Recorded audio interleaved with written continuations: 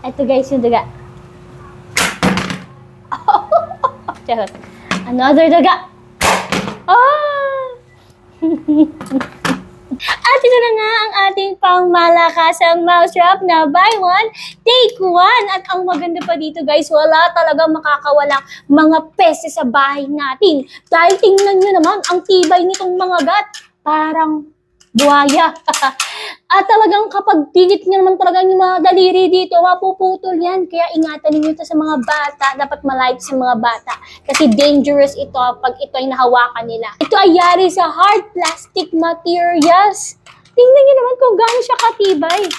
Ganito lang yung lagayin ng pagkain niya. Ilulusot nyo lang dyan. Oh. Hindi na kayo matatakot maglagay. And then, ilalak nyo lang yan ng ganyan. Oh. And pwede nyo na siyang ibukang ganyan. And let's wait for the rat to come there. Let's see, guys. Ito na, dumalapit na yung daga. Ay, sorry. Sorry, OA. Ay, hindi, guys. Ano lang yon. Tingnan nyo, guys, pag siya kumain doon sa may gitna, walang kawala. Ipit na ipit. Ganun lang yun, guys.